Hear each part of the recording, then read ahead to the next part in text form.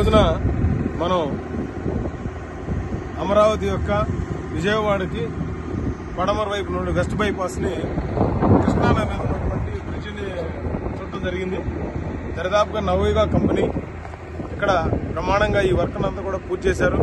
దరిదాపుగా ఈ ఒక్కొక్క వైపున 4 లేన్ల రోడ్డు లాగా వీళ్ళు రెడీ చేస్తా ఉన్నారు. అంటే ఒక 3 కార్లు వెళ్ళటానికి, ఒక పక్కన వాకింగ్, మోటార్ సైకిల్ వెళ్ళటానికి, అదేవిధంగా కేబుల్స్ రన్ చేయడానికి అంతా కూడా చాలా బ్రహ్మాండంగా ఉంది. ఇది మన అమరావతి ఈ పక్కన పడమర వైపు విజయవాడకి ఆ కనపడే అన్ని కూడా సచివాలయం బిల్డింగ్స్ అవన్నీ కూడా అదే కనపడదు.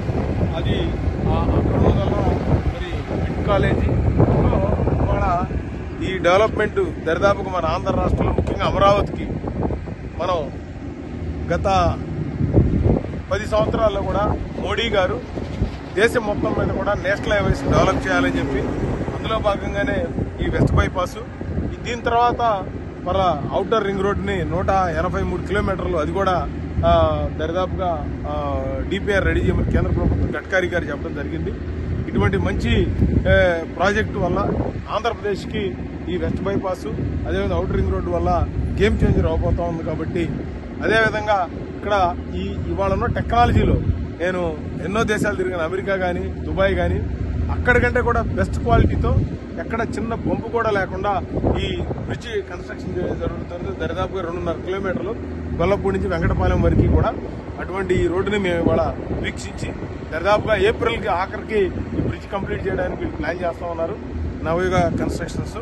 అదేవిధంగా మన రాష్ట్ర ప్రజలందరూ కూడా ఒకటి గుర్తుపెట్టుకోవాలి, 1,20,000 కోట్ల రూపాయలు ఈ రాష్ట్రంలో నేషనల్ హైవేస్ బెంగళూరు టు మేదరమెట్లు కానీ, లేదా మచిలీపట్నం టు నాగ్పూర్ కానీ, అదేవిధంగా ఛత్తీస్గఢ్కి ఇవన్నీ కూడా రోడ్లు హైవేస్ 4 లైన్స్, 6 లైన్స్, 8 లైన్స్ కూడా జరుగుతూ ఉన్నాయి.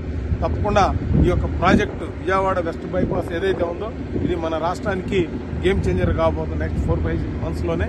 అందరికీ కూడా ముఖ్యంగా మోడీ గారికి ఇక్కడ ఉన్న చంద్రబాబు నాయుడు గారు కూడా చాలా ఇంట్రెస్ట్ తీసుకొని ఎలక్ట్రికల్ లైన్స్ ఉంటే చాలా ఫాస్ట్గా, జగన్ 5 సంవత్సరాలు ఒకటి చేయలేదు, కానీ ఇప్పుడు చంద్రబాబు నాయుడు వెంటనే చొరవ తీసుకుని ఈ యొక్క లైన్స్ మార్పించి ఆ రోడ్డు కూడా క్లియరెన్స్ చేపించడం జరిగింది. 50 కోట్ల రూపాయల కోసం 5 సంవత్సరాలు రోడ్డు ఆపారంటే ఆలోచించే విధంగా ఉందో.